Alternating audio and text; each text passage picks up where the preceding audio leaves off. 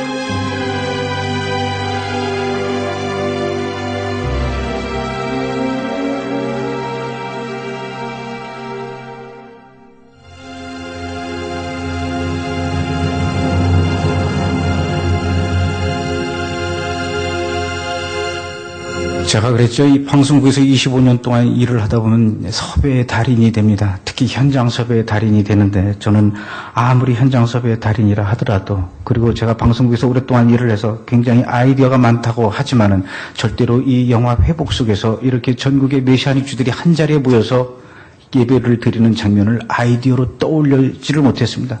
설사 그런 생각이 있었다 하더라도 그것이 현실적으로 절대로 가능한 일이 아니었어요. 전국에 어디에 흩어져서 숨어서 예배를 드리고 있는지도 모르는 그 메시아닉주 공동체들을 향해서 전화로 섭외를 해서 여러분 우리가 영화 찍으려고 하니까 다들 모여주십시오. 모여서 여러분들이 예배 드리는 장면을 찍어야 되겠습니다. 장소는 저희 숙소로 뒤로 와주시면 안 될까요? 이게 가능한 일이겠습니까? 저는 그들에게 전화 한 통 하지도 않았습니다. 도대체 어디에 누가 있는지도 모릅니다.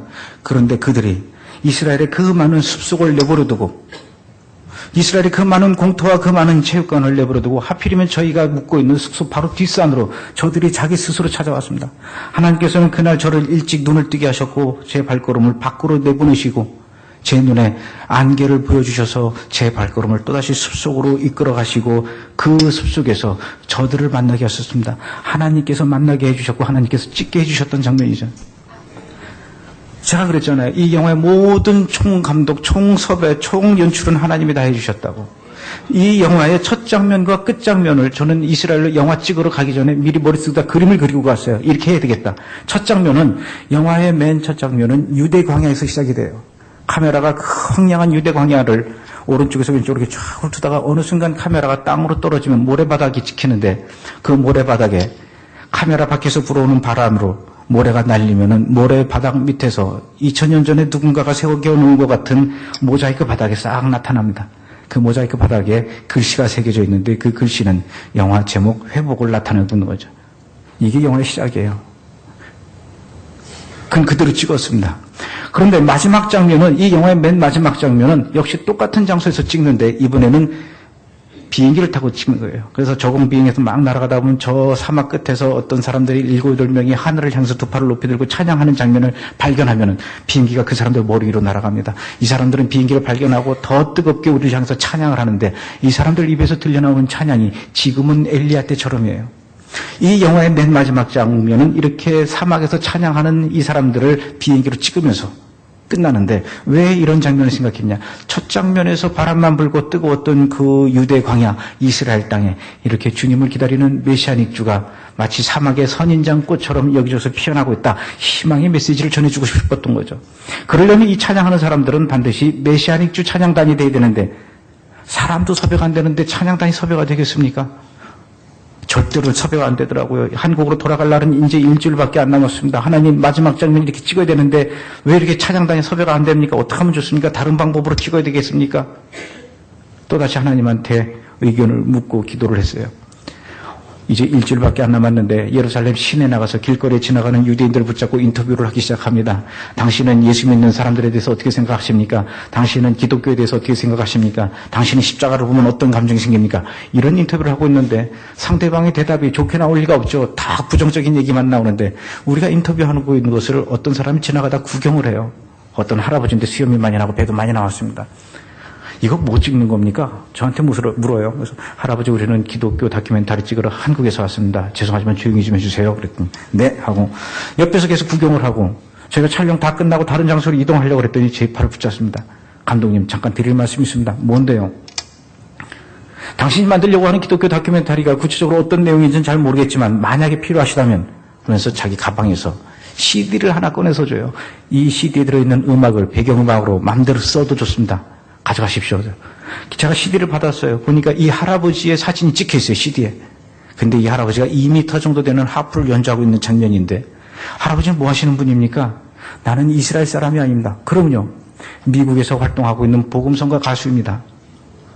근데 이스라엘에 왜 와 있습니까?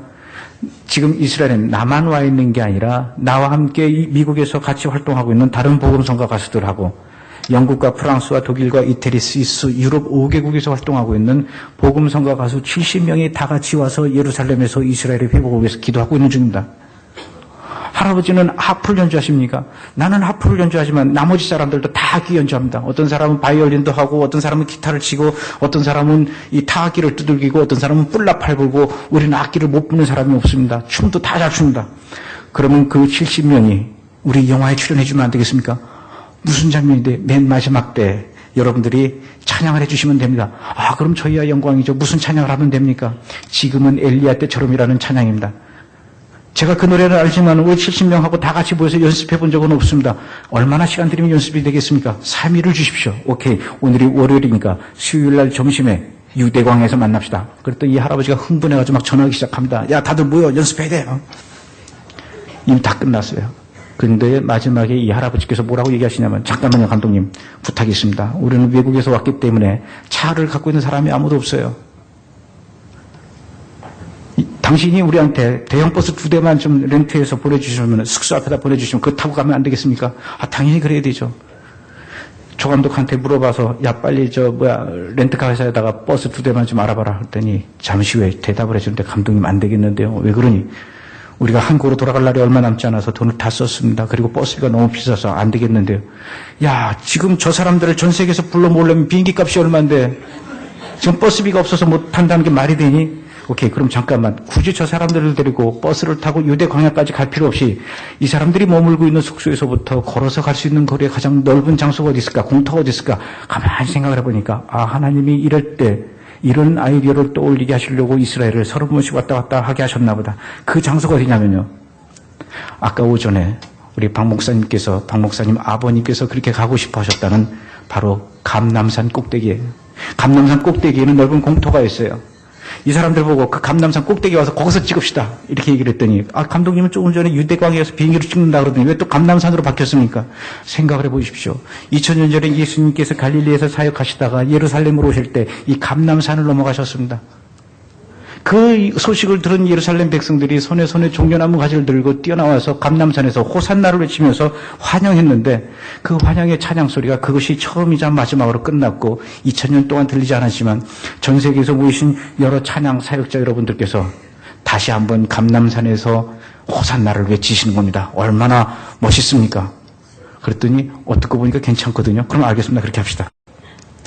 그런데 다시 또 조건이 있어요. 우리 70명 중에 나이 어린 아이도 있고 나이 먹은 노인네도 있으니까 그러지 말고 택시만이라도 4대를 좀 보내주시면 안 될까요? 이 한여름에 뜨거운데 산까지 올라가려면 힘드니까. 어르신 2000년 전에 예수님께서 갈릴리에서 예루살렘으로 오실 때 감람산으로 넘어오신다는 소식을 들은 예루살렘 백성들이 택시 타고 왔겠습니까? 제가 생각하기엔 모르긴 몰라도 아마 맨발로 뛰어왔을 것 같습니다. 저는 여러분들에게 맨발로 뛰어오라는 얘기는 안 할게요. 그랬더니 알았습니다. 걸어서 올라가겠습니다. 다 끝났어요. 수요일날 아침 일찍 일어나가지고 현장에 갔습니다. 아니나 다를까 그 산 꼭대기에는 사람들이 얼마나 많은지요. 전 세계에서 모인 관광객들로 늘 그 자리는 바글바글합니다. 하나님 어떡하면 좋습니까? 이제 잠시 후면 저 사람들이 70명이 올라올 텐데 이 공터에 관광객들이 300명이 바글바글하죠. 우리 스텝과 또 그날은 우리가 잘 찍는다고 이스라엘 스텝도 불렀어요. 이스라엘 스텝과 저 70명이 뒤에 엉키면은 하나님 여기서 영하고 뭐고 아무것도 못 찍습니다. 어떡하면 좋습니까? 그런데 정말로 잠시 후에 전화가 왔습니다. 그 70명이 이제 출발한대요. 그래서 출발을 하는데 이 산을 향해서 걸어 올라오는 것이 산 위에서 내려다보면 보입니다. 저 밑에서 걸어 올라오는데 정말로 저들이 눈앞에 나타났어요. 70명이 막 이렇게 뭉쳐서 걸어오는 게 보입니다. 하나님 이제 20분 뒤면 저 사람들이 산 꼭대기에 올라오는데 이 산 꼭대기에 있는 이 관광객들은 전혀 집에 갈 생각을 안 하는데 어떡하면 좋습니까? 그들이 산을 향해서 올라오기 직전에 길을 건너야 되는데 그 길을 건너기 바로 직전에 드디어 하나님께서 매일 보여주시던 그 기적의 하이라이트가 이루어지기 시작합니다. 어디 숨어 있었는지 몰랐는데 팔레스타인 아랍 사람들이 타에다 불을 붙이면서 시꺼먼 연기 피우면서 폭동이 일어났어요. 그러니까 이스라엘 군인들이 갑자기 장갑차를 몰고 오면서 막 사이렌을 불고 난리가 났어요. 그러더니 그 감람산으로 올라가는 앞길을 이쪽에서 장갑차 한 대가 딱 맞고 이쪽에서 한 대 딱 맞고 그래서 모든 차량을 다 통제하면서 감람산으로 더 이상 차가 못 올라가게 하는 거예요. 그랬더니 그 장갑차 뒤로는 감람산으로 올라오려고 준비하고 있던 수많은 관광버스들이 올라오지 못하고 있어요. 그런데 희한한 것이 이스라엘 군인들이 모든 차량은 다 통행 금지시키지만 걸어서 올라가는 사람들은 빨리 가라 그럽니다. 그 70명이 그렇게 해서 올라왔어요. 산 꼭대기에 있던 그 300명의 사람들, 관광객들, 저는 그들에게 제발 잠시 후에 영화 찍을 테니까 비켜주시면 안 될까요? 인상 쓰거나 폭력적인 그런 모습을 보이지 않았어요. 그 300명의 관광객들을 데리고 왔던 가이드들이 놀라가지고 여러분 빨리 버스에 올라타십시오. 10분 만에 그 많던 관광객들이 전부 다 버스에 올라타고 산 꼭대기로 내려왔는데 그 산 꼭대기는 평소에 수많은 관광객들을 대상으로 사진을 찍어주던 낙타 한 마리가 있어요. 낙타도 도망가 버렸습니다. 낙타 주인도 없어지고요. 그리고 그 산 꼭대기에는 늘 전 세계 언어를 다 하고 있는 젊은 애들이 있어요. 장사꾼들이죠. 예루살렘 시내 사진을 크게 뽑아가지고 들고 다니면서 집사님, 권사님, $1 하는 얘네들도 다 도망가 버렸어요. 그야말로 산 꼭대기에는 우리 빼고는 아무도 없는 그런 상황이 됐어요. 그 상태에서 70명이 올라왔어요.